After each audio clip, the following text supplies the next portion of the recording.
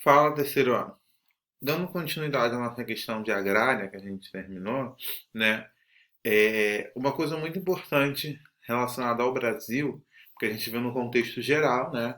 Mas uma coisa específica no Brasil é o movimento dos sem terras, ou o MST, né? O movimento dos trabalhadores sem terra, o movimento dos sem terra, varia a sigla, varia a definição da sigla, perdão. Mas a sigla, vamos dizer assim, mais oficial é Movimento dos Trabalhadores Sem Terra. Bom, ele é um movimento social, obviamente, né, que acontece no Brasil, e foca nas questões do trabalhador do campo, né, movimento dos sem terras, então vai estar ligado a essa questão rural no Brasil.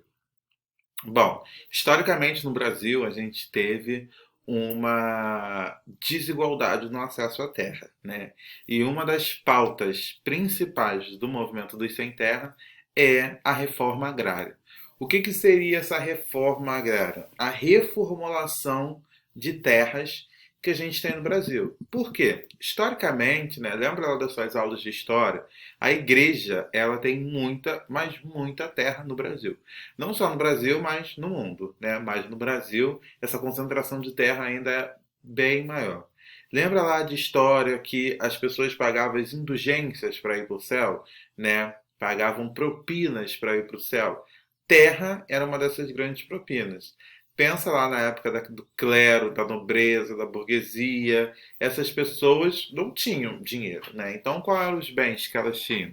Terra, né? Todo mundo tinha terra, todo nobre tinha terra. E quem ia para a igreja? O nobre.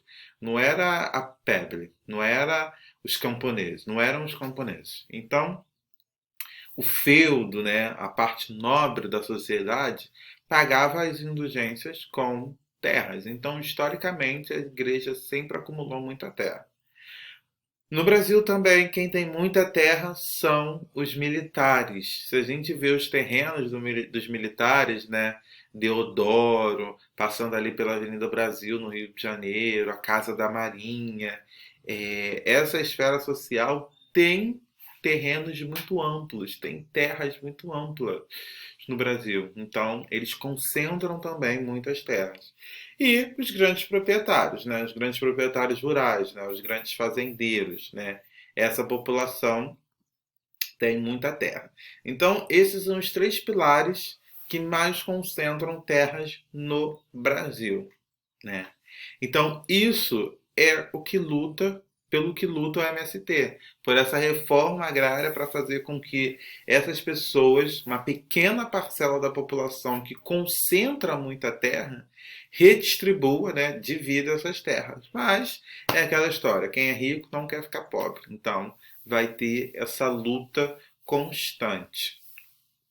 Bom, dada essa forma, então, essa concentração fundiária às camadas menos favorecidas, como os ex-escravos, os homens livres, a classe menos abastada, teriam maiores dificuldades de acesso à terra, né, ao longo do tempo, e isso continuou. Hoje a gente não tem escravos, mas a gente tem essa população mais pobre. No Brasil colonial da monocultura, este agronegócio em pleno século XXI, o que prevalece é a concentração fundiária, e que traz à tona a necessidade da discussão e da luta política encabeçado pelo MST. Bom, o que é monocultura? Lembrando lá, cultivo de uma única cultura. Então, quando a gente vai para o Centro-Oeste, Mato Grosso do Sul, a gente vê terras e mais terras com uma única cultura, o que faz muito mal para o solo. Mas, como essa população possui concentrações de terras a perder de vista, eles não estão nem aí. Eu fiz um passeio em Mato Grosso, né, que a gente andou mais ou menos uma hora dentro de uma van que eu fui fazer um passeio num rio, né? E o cara falou, ah, essa aqui é uma propriedade privada. Eu falei assim, pô, mas a gente tá andando uma hora dentro dessa van já, né? Aí ele, essa propriedade privada aqui é de perder de vista. Então, uma família tem uma extensão de terra no qual você está andando de van a mais de uma hora, numa média de 50 quilômetros por hora. Então, imagina o tamanho dessa propriedade. E eu não vi o fim dessa propriedade, né?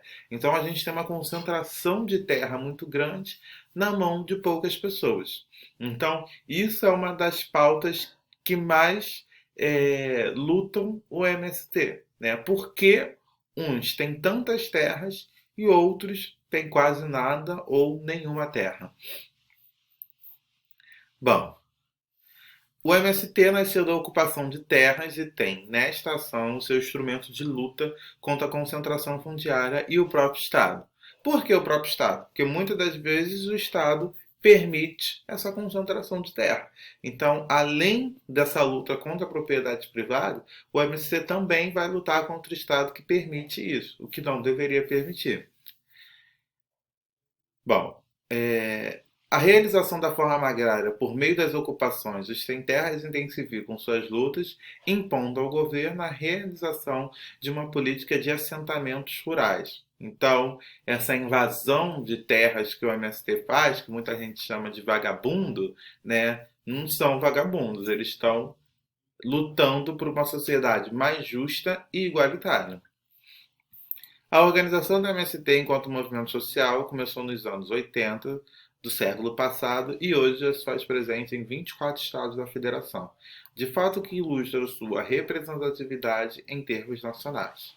A fundação desse movimento se deu no contexto político no qual o duro regime militar se iniciava na década de 60, então o período onde os militares expandiram e concentraram ainda mais as suas terras.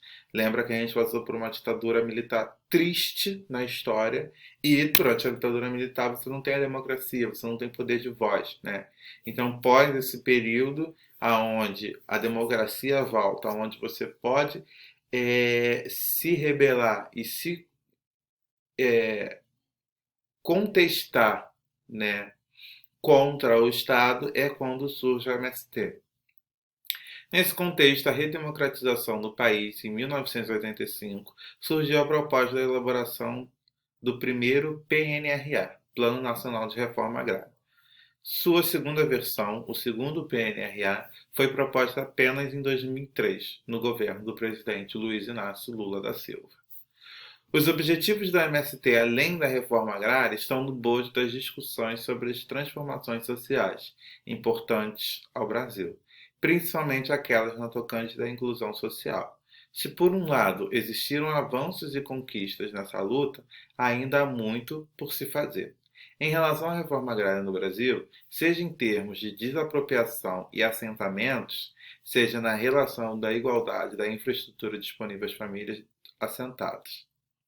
Segundo os dados do INCRA, Instituto Nacional de Colonização e Reforma Agrária, o número de famílias assentadas nesses últimos anos foi de 614.093, sendo criado neste mesmo período 551 assentamentos. Ainda conforme o INSRA, no total, o Brasil conta com 858 milhões de hectares incorporados à reforma agrária, e um total de 8.763 assentamentos atendidos, onde vive 924.263 famílias.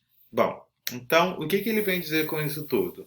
A reforma agrária, ela vai lutar principalmente por essa redistribuição de terras e pela inclusão social dessa população que está sem terra. O que seriam esses assentamentos? Assentamentos rurais seriam áreas do qual essa população ocupa, né? Essa população não, perdão, esse movimento ocupa, né?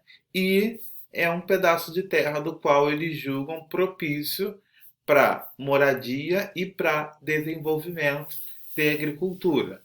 E aí é claro que a gente tem essa questão da luta, né? A gente sabe que no Brasil muitos proprietários de terra hoje tiveram terras através do sistema de poceiros e grileiros, ou até mesmo de invasão, ou até mesmo de uso capião, né? Quando você vê um terreno abandonado, constrói alguma coisa daquele terreno e consegue aí depois de 5 anos tomar posse daquele terreno se você paga todas as contas relacionadas àquele terreno.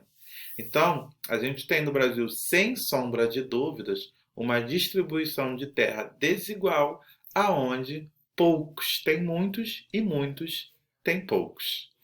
Bom, então é isso. Esse texto é para ser copiado no caderno todo. Essa semana você tem que me apresentar esse texto e os exercícios passados na live, tá bom? Então é isso. Bons estudos. Tchau, tchau.